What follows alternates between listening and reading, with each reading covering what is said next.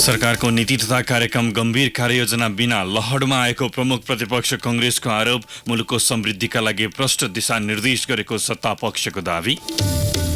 विश्वले स्वीकारे पनि दाङ देउखुरी क्षेत्रमा गरिएको पाषाणकालीन युगबारेको शोध अनुसन्धानको पुरातात्विक सामग्री राष्ट्रिय संग्रहालयमा थन्कियो। गम्भीर बन्न सरकारलाई अनुसन्धानकर्ताहरूको आग्रह। बाल मन्दिरको जग्गा निजी स्कुललाई प्रक्रिया मिचेर भाडामा दिएको विषय महिला बालबालिका तथा ज्येष्ठ नागरिक मन्त्रालयले ढाकछोप गर्न खोज्यो। संसदीय समितिले दिएको निर्देशन पनि मन्त्रालयले पालना गरेन। आकस्मिक अवतरणका क्रममा रुसको राजधानी मस्को नजिक एक विमानमा आगलागी हुँदा 41 जनाको मृत्यु, 83 यात्रुमध्ये अन्यको अवस्था अज्ञात। र आइपिएल क्रिकेटको प्लेअफ समीकरण पूरा, मुम्बईसँग कोलकाता पराजित भएपछि हैदराबाद प्लेअफका लागि छनौट। नमस्कार, कान्तिपुर डायरीबाट साथी सुरज अनि तेजेन्द्रको समाचार अब विस्तारमा। प्रमुख प्रतिपक्षी नेपाली कांग्रेसले सरकारको नीति तथा कार्यक्रम गम्भीर कार्ययोजना बिना लहरमा ल्याएको टिप्पणी गरेको छ। कांग्रेसले नीति तथा कार्यक्रमको लक्ष्य अनुसार दोहोरो अङ्कको आर्थिक वृद्धि दर सम्भव नभएको दावी गरेको छ। नीति तथा कार्यक्रममाथि हिजो संसदमा सुरुमा छलफलका क्रममा प्रमुख प्रतिपक्षी दल नेपाली कांग्रेसका पार्टी सभापति शेरबहादुर देउवाले राज्यका महत्त्वपूर्ण अङ्गहरूबीच सन्तुलन खल्बलिएको र सरकार संघीयताको भावना र मर्म अनुसार चल्न नसकेको आरोप लगाउनुभयो। लिखित मन्तव्य राख्दै देउवाले भन्नुभयो, नीति तथा कार्यक्रममा उल्लेख गरिए झैं रोजगारी वृद्धि र तीव्र विकास सम्भव छैन। देउवाले गत वर्ष सरकारले प्रस्तुत गरेको कार्यक्रमले परिणाम दिन नसकेको बताउनुभयो।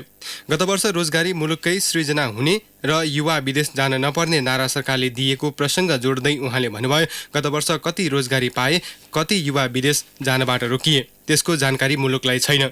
प्रधानमन्त्री रोजगार योजनाबाट अहिलेसम्म एउटा रोजगारी सृजना भएको छैन। फेरि 5 लाख रोजगारी सृजना गर्ने कुरा दोहोर्याएको छ। यो कसरी पत्याउने? देउवाले पुँजीगत खर्चमा सुधार नभएको, व्यापार घाटा बढ्दै गएको एवं वैदेशिक सहयोग घटिरहेको अवस्थामा दोहोरो अङ्कको आर्थिक वृद्धि सम्भव नहुने दावी गर्नुभयो। उहाँले आफूले सुरु गरेका ठूला आयोजनाको निर्माण र योगदानमा आधारित सामाजिक सुरक्षा कार्यक्रमलाई सरकारले आफैले गरे जसरी एकलौटी रूपमा प्रचार गरेकोमा आपत्ति जनाउनुभयो। नीति तथा कार्यक्रममा उल्लेख भएका सन्दर्भहरू जोड्दै उहाँले भन्नुभयो, मेलम्ची आयोजना अनिश्चित बनेको छ। माथिल्लो तामाकोशी अहिले कहिले बन्ने टुङ्गो छैन। स्वदेशी लगानीमा निर्माण गर्न लागेको रणनीतिहरू आयोजनामा बुढी गण्डकीको निर्णय उल्ट्याएर सरकारले राष्ट्रमाथि ठूलो खेलवाड र घात गरेको छ। उहाँले कांग्रेस छिमेकी मुलुकहरूलाई हवाई, रेल, जलमार्ग र सडकले जोड्नुपर्छ भन्नेमा प्रष्ट रहेको उल्लेख गर्दै भन्नुभयो, तर लहरमा नभई प्राथमिकता र प्रतिफलका आधारमा यस्ता आयोजना छनौट हुनुपर्छ। चीन र भारत जोड्ने रेलमार्ग दुवै देशका लागि फाइदाजनक भएकाले यिनीहरूको निर्माण अनुदानमा हुनुपर्ने उनको धारणा थियो। मुलुकमा भ्रष्टाचार बढेको, हत्या हिंसा नरोकिएको बताउँदै उहाँले लोकतन्त्र कमजोर बनाउने खेलमा लागेको आरोप सरकारमाथि लगाउनुभयो। नीति तथा कार्यक्रममा पूर्ण लोकतन्त्र भन्ने शब्द प्रयोग गरेकोमा आपत्ति जनाउँदै देउवाले लोकतन्त्र आफैमा पूर्ण हुने र यसमा कुनै पनि विश्लेषण जोड्न नपर्ने भनाइराख्नुभयो। उहाँले सरकार अनुदार राजनीतिक व्यवस्थातिर उन्मुख रहेको टिप्पणी गर्नुभयो। सरकारको नीति तथा कार्यक्रममा संशोधन दर्ता गर्नुको उद्देश्य बताउँदै कांग्रेस सांसद मिनेन्द्र रिजालले राष्ट्रपतिलाई मेरो सरकार भन्न लगाएर सरकार राजाकै पक्षमा हिँड्न थालेको बताउनुभयो। सत्तारूढ नेकपाका सांसद अग्निप्रसाद सापकोटाले मुलुकमा भ्रष्टाचार नभएको क्षेत्र पाउन कठिन भएको बताउनु भएको छ। नीति तथा कार्यक्रमका छलफलका क्रममा प्रतिनिधि सभामा बोल्दै नेकपा केन्द्रीय सदस्य समेत रहेका सापकोटाले भ्रष्टाचारको जताततै जरा गाडेको बताउनुभयो। अन्तर्राष्ट्रिय सम्बन्ध समिति मार्फत एउटा क्षेत्रको छानबिन जिम्मेवारी आफूलाई पाएको प्रसङ्ग उल्लेख गर्दै उहाँले भन्नुभयो, छानबिन गर्दै जाँदा डरलाग्दो चित्र आयो। यसबाट मुलुकलाई माया गर्ने कोही छैन कि जस्तो देखिन्छ। कर्पोरेट शैलीमा जग्गाहरू हडपिएका छन्। सरकार यति कमजोर र लाचार छ कि अनुसन्धानका क्रममा विशेषज्ञ सेवा खाँचो पर्यो तर पाइएन। यहाँ मिलाएर जति खाए पनि खाउँ भन्ने रहेछ, तर श्रम गर्नेलाई केही छैन। उहाँले भन्नुभयो, उहाँले 1 महिनाभित्र कानुन बनाएर सर्वाधिक शक्तिशाली र उच्चस्तरीय आयोग मार्फत कब्जा गरिएका सबै जमिन सरकारका नाममा ल्याउन सुझाव समेत दिनुभयो। सत्तापक्षी सांसदले नीति तथा कार्यक्रमले मुलुकको समृद्धिका लागि प्रष्ट दिशा निर्देश गरेको बताएका छन्। उनीहरूले प्रतिपक्षले गरेको आलोचना प्रतिवाद गर्दै राष्ट्रपति मुलुकको सम्मानित व्यक्ति भएकाले विवादमा नतान्न आग्रह पनि गरे। नेकपाका खगराज अधिकारीले गणतन्त्रको संस्थागत विकासका लागि सरकार सचेत रहेको बताउनुभयो। उहाँले विरोधका लागि विरोध नगर्न प्रतिपक्षलाई आग्रह गर्नुभयो। संशोधनको औचित्य नभएको उहाँको जिकिर थियो। दलबहादुर राणाले देशलाई आर्थिक समृद्धिमा लैजाने उल्लेख गर्नुभयो। महेश बस्नेतले नीति तथा कार्यक्रम यथार्थपरक रहेको दावी गर्नुभयो। सत्य पहाडीले नीति तथा कार्यक्रमको विरोध गर्नुभन्दा पनि कार्यान्वयन पक्ष हेर्नुपर्ने उल्लेख गर्नुभयो। गजेन्द्र महतले दुर्गम स्थान कर्णालीमा विकासका कार्यक्रम लैजाने नीति बनाउन आग्रह गर्नुभयो। उहाँले दुर्गमलाई हरेक सरकारले व्यवस्था गरेकाले त्यहाँका जनताले सिटामोल पनि पाउन नसकेको बताउनुभयो। यसैबीच राज्यपालले संविधान संशोधनको माग दोहोर्याएको छ। अध्यक्ष मण्डलका सदस्य तथा सांसद राजेन्द्र महतले सरकारले संविधान सर्वस्वीकार्य भएको भन्नु गलत भएको टिप्पणी गर्नुभयो। उहाँले मधेस र थरुहट आन्दोलनको सम्मान गर्न आग्रह गर्नुभयो। राजपाकै लक्ष्मणलाल खड्काले संशोधन प्रस्ताव राख्नुको औचित्य प्रकाश पार्नुभयो। सन् 80 को दशकमा दाङ देउखुरी क्षेत्रमा गरिएको पाषाणकालीन युगबारेको शोध अनुसन्धानको प्रामाणिकतालाई बाहिरी विश्वले स्वीकार गरिसकेको छ। त्यही शोधको पुरातात्विक सामग्री भने छाउनी स्थित राष्ट्रिय सङ्ग्रहालयमा बाकसभित्र थन्किएका छन्। जर्मन अनुसन्धानदाता डाक्टर गुर्दन कर्भिन्सले सन् 1983 देखि झन्डै 20 वर्षसम्म समय खर्चेर शिवालिक क्षेत्रका रूपमा चिनिने दाङ देउखुरी उपत्यका र चुरे भेगमा गरेको शोधमा ढुङ्गे युगको मानव सभ्यता झल्क्याउने सयौं प्रमाण सङ्कलन गरेकी थिइन्। नेपाली सहायक शोधकर्मीहरूलाई साथ लिएर गरिएको अनुसन्धानको विस्तृत विवरण प्रिहिस्टोरिक कल्चर इन नेपाल 2007 शीर्षकमा 2 भाग पुस्तक जर्मनीबाट प्रकाशित भइसकेको छ। शिवालिकभित्र नेपाल, भारत, पाकिस्तानको पहाडी क्षेत्र समेटिए पनि आदिम युगको विकासक्रम सम्झाउने ढुङ्गे, हात हतियार, जीवजन्तुको अवशेष वा आकृति भने सबैभन्दा बढी दाङ देउखुरी उपत्यकामा पाइएको थियो। सङ्ग्रहालयका टेक्सिडर्मी अधिकृत हरिकृष्ण श्रेष्ठले भन्नुभयो, डाक्टर कर्भिन्सले दाङ देउखुरी गएर उत्खनन शोध गरे पछि पाइएका सामग्री त्यहाँ ल्याएर जतनका साथ राख्नुहुन्थ्यो। उहाँकै नाममा सङ्ग्रहालयको एउटा कोठा छुट्याइएको थियो। कोठाभित्र अहिले कतै बाकसमा त कतै सूचीकृत गरिएका बक्स वा पाषाणकालीन सामग्री राखिएको छ। डाक्टर कर्भिन सन् 1983 देखि 2001 भित्रमा 35 महिनासम्म फिल्ड वर्कमा थिइन्। ती सामग्री सन् 1988 पहिलोपटक गणबहालको गोएथे इन्स्टिच्युटमा प्रारम्भिक प्रदर्शनी समेत गरिएको थियो। नेकपा अध्यक्ष पुष्पकमल दाहालले पार्टीलाई नयाँ उचाइ दिन एकता भए पनि ठूलो पार्टीभित्र पनि एक्लै जस्तो महसुस हुने वातावरण बनिरहेको बताउनु भएको छ। कार्ल मार्क्सको 201औं जन्म जयन्तीका अवसरमा हिजो आयोजित कार्यक्रमलाई सम्बोधन गर्दै दाहालले यस्तो स्थितिमा समीक्षा जरुरी रहेको उल्लेख गर्नुभयो। अध्यक्ष दाहालले भन्नुभयो, 6-7 लाख कार्यकर्ता उठ्ने हो भने त हामीले दलाल नोकरसाई पुँजीवाद परास्त गर्न सक्यौं, तर हामी किन हिम्मत हार्दैछौं, किन एक्ला भएका छौं, हामी समूहमा भएर पनि किन कमजोर हुँदैछौं। हिजो जंगलमा थियौं, जंगलमा भए जस्तो अनुभूति थिएन। अहिले काठमाडौँमा लाखौं मानिस बीच हुँदा चाहिँ जंगलको जस्तो एक्लो महसुस हुन थालेको छ। अहिले के विचित्र भइरहेको छ।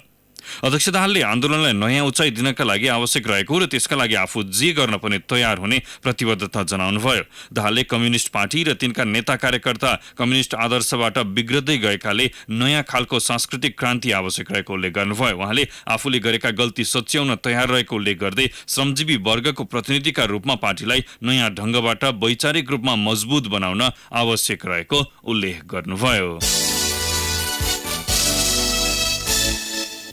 रोजगार करार सम्झौता अनुसार तलब नदिएको भन्दै कुवेत स्थित इनास्को कम्पनीमा कार्यरत 125 नेपालीले काम रोकेका छन्।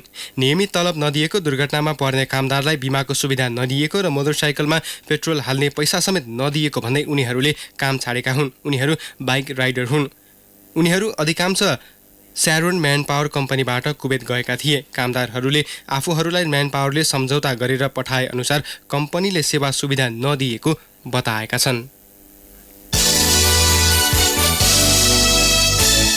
7 महिनादेखि तलब नपाएपछि दाङको घोराइस्थित राप्ती स्वास्थ्य विज्ञान प्रतिष्ठानका कर्मचारी आन्दोलित भएका छन्। उनीहरूले हिजो प्रतिष्ठानमा ध्यानाकर्षण पत्र बुझाउँदै वैशाख 25 देखि तलब भत्ता बिना काम गर्न नसक्ने चेतावनी दिए। प्रतिष्ठानमा नेपाल सरकारका 53 स्थायी र 24 करार कर्मचारी छन्। गत असोज 12 मा साविक राप्ती उपक्षेत्रीय अस्पताल प्रतिष्ठानमा हस्तान्तरण भएपछि स्वास्थ्य मन्त्रालयले उनीहरूलाई अर्को व्यवस्था नभएसम्म प्रतिष्ठानमै काम गर्न निर्देशन दिएको थियो।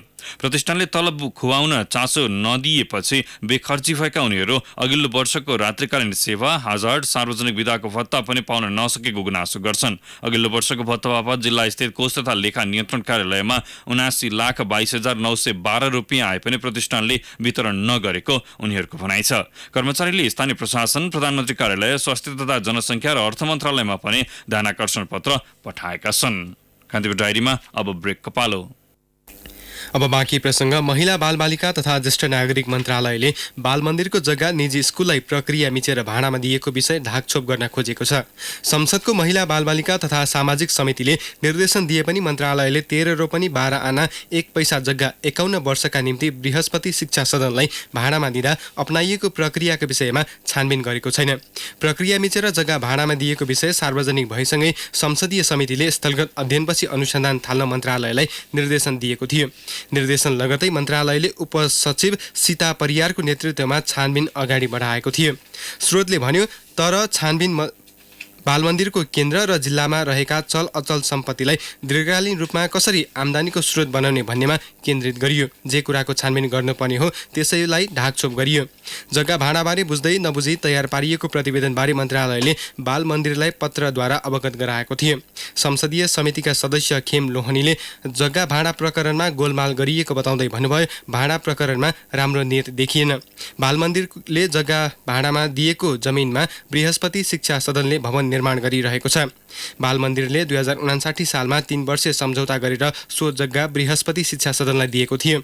जग्गा भाडा दिने क्रममा त्रुटि भएको भन्दै अख्तियार दुरुपयोग अनुसन्धान आयोगले सम्झौता रद्द गर्न निर्देशन दिएपछि बाल मन्दिरले 2066 पुस 30 मा सम्झौता रद्द गरेको सूचना बृहस्पतिलाई दिएको थियो। त्यसबारे 2066 चैत 29 गते तालुकदार निकाय महिला बालबालिका तथा समाज कल्याण मन्त्रालयलाई पत्र मार्फत जानकारी दिएको थियो। एकतर्फी सम्झौता रद्द गरेर त्यही जग्गा बाल मन्दिरले तरुण निर्माण समितिलाई दिएपछि बृहस्पति अदालत गएको थियो। काठमाडौँको बालुवाटारमा झण्डै 3 रोपनी जग्गा खरिद गरेर केन्द्रीय कार्यालय भवन बनाइसकेको गैर आवासीय नेपाली सङ्घ एनआरएनले यस विषयमा सरकारको अन्तिम निर्णय नआएसम्म आधिकारिक धारणा सार्वजनिक नगर्ने बताएको छ। एनआरएनले अध्यक्ष भवन भट्टको अध्यक्षतामा अन्तर्राष्ट्रिय समन्वय समितिको हिजो बिहान बसेको अनौपचारिक बैठक सो जग्गा सरकारकै सहमतिमा कानुन सम्मत प्रक्रियामा खरिद गरिएको उल्लेख गर्दै सरकारी अन्तिम निर्णयलाई मान्ने निष्कर्षमा पुगेको हो। बैठकले सरकारको अन्तिम निर्णय एनआरएनकै पक्षमा आउने समेत विश्वास व्यक्त गरेको छ।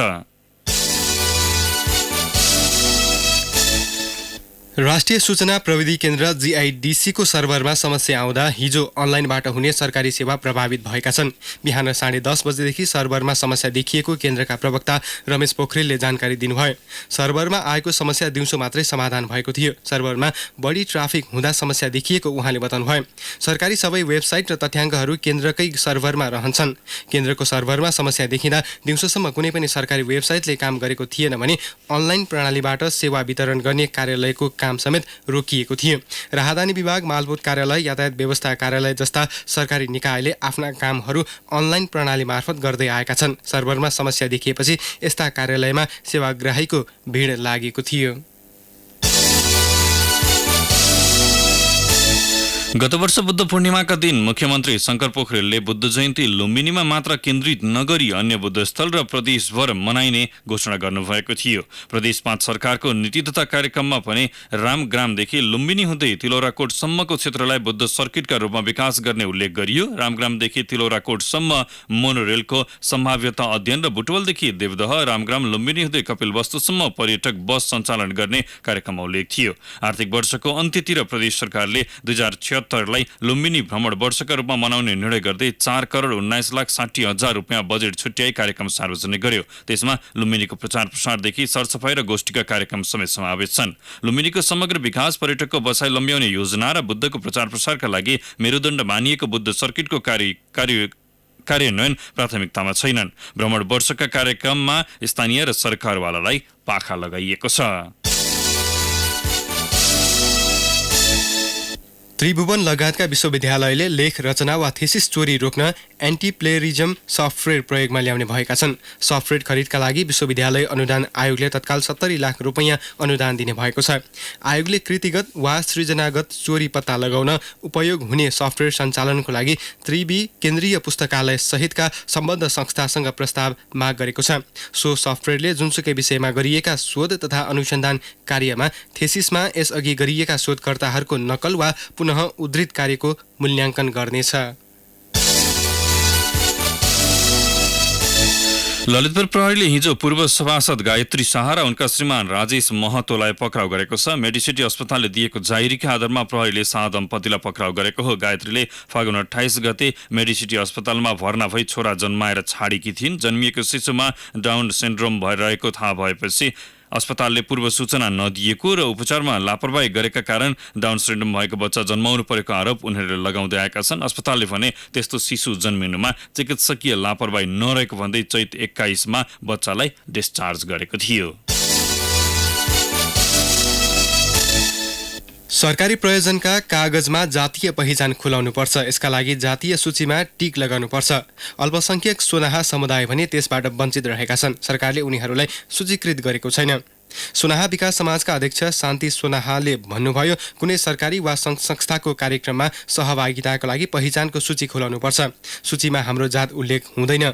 कहिले आदिवासी जनजाति त कहिले पिछडा वर्गमा नाम लेख्छौँ। सो समुदायले आफूलाई आदिवासी मान्दै आए पनि सरकारी सूचीमा उल्लेख छैन। समाजका अध्यक्ष सोहनाले भन्नुभयो, लोपोन्मुख आदिवासीको सूचीमा राख्न हामीले सरकारसँग माग गरिरहेका छौँ तर सुनवाई भएको छैन। अल्पसंख्यक राउतेलाई सरकारले महत्त्वका साथ पहिचान दिएको छ। अल्पसंख्यक कुशबडिया लगायतका समुदाय सूचीकृत भइसके। संस्कार आफ्नै छ, संस्कृति रहेको सोनाहा भने पहिचानविहीन छन्।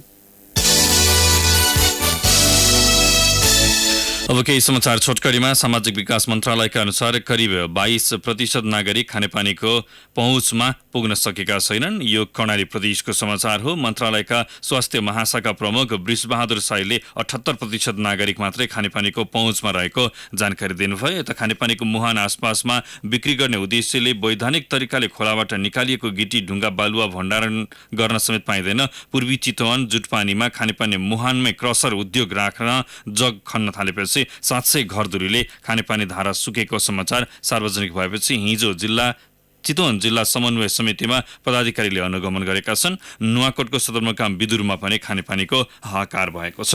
काठमाडौँको बाँसबारी स्थित शहीद गङ्गालाल राष्ट्रिय हृदयरोग केन्द्रमा गलत समूहको रगत चढाउँदा एक बालिकाको अवस्था गम्भीर भएको छ। सर्लाहीकी 5 वर्षीय बालिका अकृति कुमार शाहको शल्यक्रियाका क्रममै अर्कै समूहको रगत चढाइएको हो। प्रदेश सरकारले आयुर्वेद उद्योग सञ्चालनका लागि प्रारम्भिक सर्वेक्षण गरेको छ। नेपाल रेडक्रस सोसाइटीको 48औं केन्द्रीय सभाको 3 दिने महाधिवेशन आज धरानमा सुरु हुने भएको छ। महाधिवेशनको लागि 77 वटै जिल्लाका प्रतिनिधि, रेडक्रसका अन्तर्राष्ट्रिय समिति, अन्तर्राष्ट्रिय महासङ्घका पदाधिकारी, स्वदेशी र विदेशी पर्यवेक्षक आउन थालेका छन्। महाधिवेशनमा करिब 400 जनाको सहभागिता रहने भएको छ। डडेलधुराको पाटन नगरपालिका 7 को खैराड बलवाटा सिंचाई आयोजनामा जनप्रतिनिधि र सिंचाई डिभिजन कर्मचारीको मिलेमतोमा नक्कली उपभोक्ता समिति गठन गरिएको पाइएको छ। गाँजा र चरेस भारततर्फ लैजान भारतीय नम्बर प्लेटका एम्बुलेन्सदेखि ग्यास बोक्ने ट्याङ्करसम्म प्रयोग हुँदै आएका छन्। हेटौँडा प्रहरीले हिजो भारतीय नम्बर प्लेटको एम्बुलेन्सबाट 64 केजी गाँजा बरामद गरेको छ। अख्तियार दुरुपयोग अनुसन्धान आयोगले उच्च अदालत तुलसीपुरको नेपालगञ्ज इजलासमा कार्यरत टाइपिस्ट नायब सुब्बा कृष्ण कुमार पाठकलाई घुस रकम सहित नियन्त्रणमा लिएको छ। सिन्धुलीमा मुख्यमन्त्री जनता स्वास्थ्य परीक्षण कार्यक्रम हिजोबाट सुरु भएको छ। कमलामाई नगरपालिकाका 14 वटा स्वास्थ्य परीक्षण कार्यक्रम सुरु गरिएको हो। नसर्ने रोगको समयमै पहिचान, रोकथाम, उपचार र त्यसबाट हुने जटिलतालाई न्यूनीकरण गर्ने उद्देश्यले 30 वर्षभन्दा माथि उमेर समूहकालाई निशुल्क स्वास्थ्य परीक्षण गरिने भएको छ। र कपिलवस्तु नगरपालिका 5 गोटी हवा स्थित अशोक स्तम्भ पानीमा डुबेको छ। 3-4 दिन अघिको वर्षाले स्तम्भ डुबानमा परेको हो। कान्तिपुर डायरीमा फेरि पनि ब्रेकको पालो। अब आर्थिक प्रसङ्ग। विद्युत प्राधिकरणले समयमै प्रसारण लाइन र सबस्टेसन संरचना पूरा नगर्दा नेपालमै निर्माण भइरहेका करिब 50 मेगावाट विद्युत पूर्ण रूपमा राष्ट्रिय प्रणालीमा जोड्न सकिएको छैन। प्रसारण लाइनको अभावमा उत्पादन गर्न सक्ने अवस्थाका आयोजना कम क्षमतामा सञ्चालित भइरहेका छन् भने अपुग विद्युत भारतबाट ल्याउनु पर्ने बाध्यता छ। यो अवस्थाका कारण प्राधिकरणको पछिल्लो 2 वर्षमा 1 अर्ब रुपैयाँ बढी आम्दानी गुमेको छ। जलविद्युत आयोजनासँग गरेको विद्युत खरिद सम्झौता अनुसार समयमै प्रसारण लाइन निर्माण नगर्दा प्राधिकरणको आम्दानी गुमेको हो। प्राधिकरणले 8 आयोजनाका लागि समयमै प्रसारण लाइन बनाउन नसक्दा 2 वर्षमा 1 अर्ब 83,80,000 रुपैयाँ नाफा गुमेको प्रारम्भिक लेखा परीक्षणको क्रममा भेटिएको छ। एपी पावर कम्पनीले दार्चुलामा निर्माण गरेको 8.5 मेगावाटको नौगाड खोला, सिनर्जी हाइड्रो पावरले दोलखामा निर्माण गरेको 10 मेगावाटको स्प्रिङ खोला, सयपत्री हाइड्रो पावरले बागलुङमा निर्माण गरेको 2.5 मेगावाटको दरम खोला ए, खानीखोला हाइड्रो पावरले ललितपुरमा निर्माण गरेको 2.5 मेगावाटको टुङ्गुन खोला आयोजनाबाट उत्पादित विद्युत ग्रिडमा जडानका लागि प्राधिकरणले समयमै पूर्वाधार तयार नगर्दा यस्तो समस्या देखिएको हो। नेपाल लाइफ घातक रोग उपचार योजना। भविष्यमा आइपर्न सक्ने घातक रोगहरूको आर्थिक जोखिमबाट आजै सुरक्षित हुनुहोस्। रु 50 लाखसम्म घातक रोगहरूको उपचार खर्च। रोग लाग्नै नदिनु प्रयत्न तपाईँको, केही भए उपचारमा साथ दिने बाचा हाम्रो। नेपाल लाइफ, किनकि जीवन अमूल्य छ। अब अन्तर्राष्ट्रिय प्रसङ्ग। भारतमा जारी 17औं लोकसभा अन्तर्गत आज 5औं चरणको मतदान हुँदैछ। 7 राज्यका 51 लोकसभा सिटका लागि आज हुने मतदानसँगै 553 सदस्यीय तल्लो सदन लोकसभाका 425 सिटका लागि चुनाव सम्पन्न हुनेछ। 5औं चरण अन्तर्गत 8 करोड 95 लाखभन्दा बढी मतदाताले चुनावी मैदानमा रहेको 674 उम्मेद्वारको भाग्य परीक्षण गर्नेछन्। रुसको राजधानी मस्को नजिक सेरेमेदभो विमानस्थलमा आकस्मिक अवतरणका क्रममा एक विमानमा आग लागि हुँदा 41 जनाको मृत्यु भएको छ। सामाजिक सञ्जालमा सार्वजनिक भएको भिडियोमा आपतकालीन द्वारको स्लाइड प्रयोग गरेर यात्रुहरूले आफूहरूलाई बचाउन खोजेको देखिएको बीबीसीले जनाएको छ। रुसी सञ्चार माध्यमले एक उडान परिचालक र उनका 2 जना छोराछोरीको पनि मृत्यु भएको उल्लेख गरेका छन्। विमानमा 5 जना चालक दलका सदस्य र 78 यात्रु गरी 83 जना सवार थिए। अस्पतालमा उपचार गराइरहेका 6 जना घाइते मध्ये 3 जनाको अवस्था गम्भीर रहेको रसियन स्वास्थ्य मन्त्री वेरोनिका स्कोवर्सालाई उद्धृत गर्दै बीबीसीले उल्लेख गरेको छ।